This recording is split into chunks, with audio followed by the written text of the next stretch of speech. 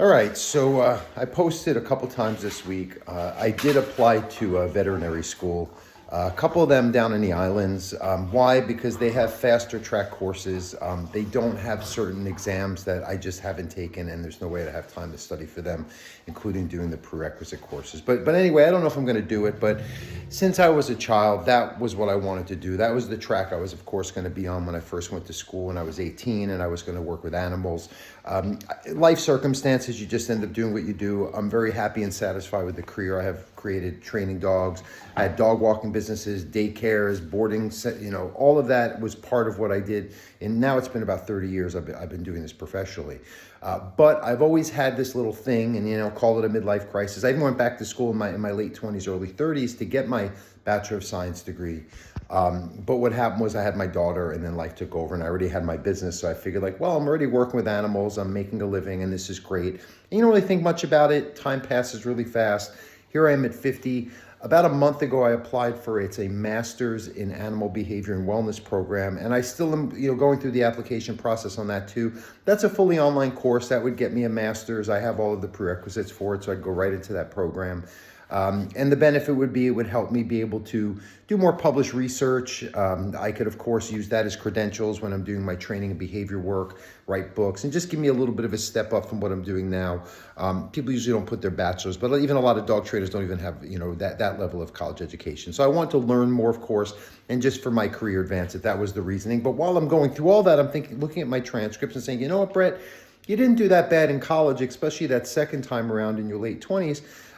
You have a lot of the courses that some of these vet schools need. You might need maybe a year and a half of coursework that if you can complete it, all that stuff is online. They're all science courses, chemistry and organic chemistry, which I always shied away from. I did it in high school, but anytime I try it in college, I just if I don't need to do it. And when I realized I wasn't going to be a vet, and I spoke about that, I did an interview, and I'm going to talk about that here next.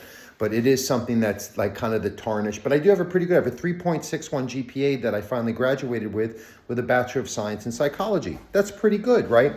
So I figured, why not try? And again, I can't, if I'm going to go and take the GREs and take, 2-3 years of prerequisite courses to get a separate bachelor's in chemistry or biochemistry or biology. It's just, I'm old, right? If I was in even 40, I would probably pursue it and I'd go to a school because convenience-wise, it would be easier to go somewhere here in the United States or even up University of Fairbanks in Alaska, where I'd like to ultimately practice in Alaska. They have half the program is in Fairbanks, the other half is in Colorado, very close to where my daughter goes to school. Kind of works out, right? But again, there's too many prerequisites. I don't think unless they make a special circumstance. I might apply to one of those, U.S. schools. But anyway, they have schools in the Caribbean that you still go through the same education. You have to take the same exams. And the final year is you're going to actually go practice at a university here in the United States. And then you go it's not a residency, but you're going to work in different teaching hospitals. And then you take an exam to get licensed as a vet in the U.S. And you can work at, I think, every state except for 5. And they're not 5 states that I'd ever be tied to or live in, so I'm not worried about that. Again, cost is probably going to be more expensive, and there's not any loans. I just have some scholarships I'm pursuing, and then I'm going to be seeking my own financing and other ways that I can make this work. But it's pretty intensive. So there would be about the next year, I would be working online, just taking some of these chemistry courses. And these are the things that they're saying that I'm probably, if they're going to accept me, they're going to need me to do that. And if I pass them, then I'm going to be in the full vet program. And then I'm going to go down to, it's in the Cayman Islands. There's a couple, one's in Grenada, one's in the Cayman Islands that I applied to. And then what you do is you go there for a little over 2 years, and they go 3 semesters a year. So what you would do is you go for 2-3 months, maybe, I think they said, and then you come home for a couple weeks and back a little longer in the holiday break. And then, so it's pretty intensive. And that's where you learn all of your veterinary, at school, all the courses for that. Then you finish, like I said before, that last year in the U.S. that they had a list of the schools. There's a few in states. Some of them are really kind of in the Bible Belt, but some of them, I don't know if I'd be comfortable there, but some of them are in states kind of not far, one's in Washington, which would be easy for me to get to. One's in Canada, just easy to get to Alaska because that's my base.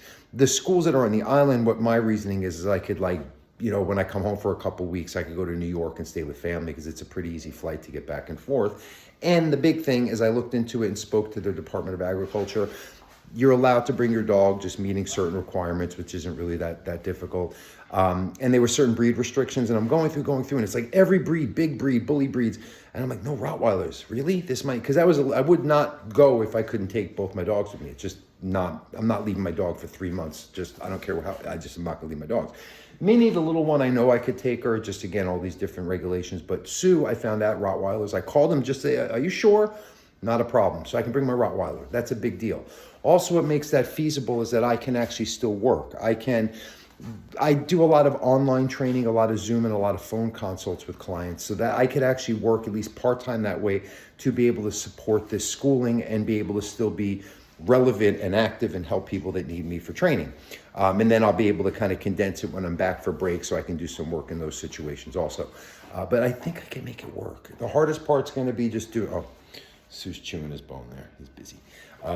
But the hardest part's going to be the schoolwork. And really, I think this first year, even though it's all online, it's going to be the chemistry, the organic chemistry, that kind of stuff is going to be mind-numbing for me. Once I'm in the biology, the anatomy, all of the learning, how the systems work, diagnosing, I love it. I've been, all right, this is going to be more like a podcast. So when I did the interview, I did the applications. They seemed to like it. I did a preliminary interview 2 days ago, and then I did the longer one on Zoom. That one was phone. This one was live on Zoom.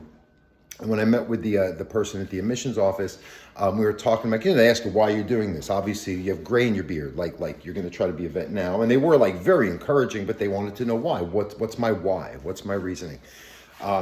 And I started, I'd actually pardon myself and go get a glass of water. I was really, it's very emotional for me to even entertain this. I don't know if I'm going to fall through. I'm just talking about hearing myself say out loud all these thoughts I've been having the past few weeks about it. But there is a possibility that I could get accepted, which is a big deal in itself to even know I could, right? But again, I was expressing, but I think the interview was over an hour. It went really good. The lady was really kind of interested in, I guess they kind of said, oh, you're a celebrity. I'm like, I'm not a celebrity, but I work with a lot of celebrities. And just, again, understanding that my history is, I said the biggest benefit, although I have to learn just like everybody else how to do this, is my understanding of the human-dog relationship and interacting with dogs and owners in their most intimate settings, their home, for decades. I understand, I can combine that with a knowledge of vet medicine, and I can help with behaviors. I can help in a general, kind of practitioner way. We'll see, again, if I'm just kind of these ideas in my head that I'd like to hear myself saying.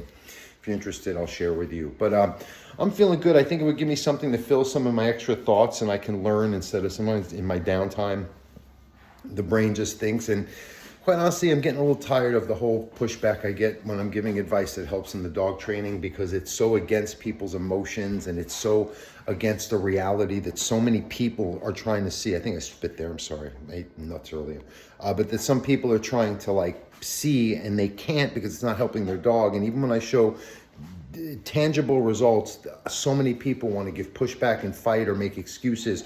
Or when I tell them to keep doing it, at least with it, I'll work on your dog, I'll diagnose, I'll give the medicine, I'll give you a plan for your dog's nutrition. And again, I guess it's like dog training, you're up to following it, but I'm not going to be coming and asking the dog to do something that the owner hasn't done all week. It just gets kind of old. That's one part of it, and that's unfortunately, it's part of a lot of dog trainers have to deal with, especially nowadays in this funny new world that we live in, where people's emotions are more valuable than reality. But also online, I'm so tired of the know-it-alls, the people when it comes to dog behavior think that they know better. At least maybe if I'm giving advice that are more based from a medical standpoint, if you're not a peer, maybe you'll have less to say. I don't know. That's not the real motivation, but I'm just all these reasonings why. It's hard being a dog trainer. Most good trainers I know, unless they've, scaled this up to a level where they're not even really handling dogs anymore and directly interacting with clients, they burn out. Most of them go to other career paths.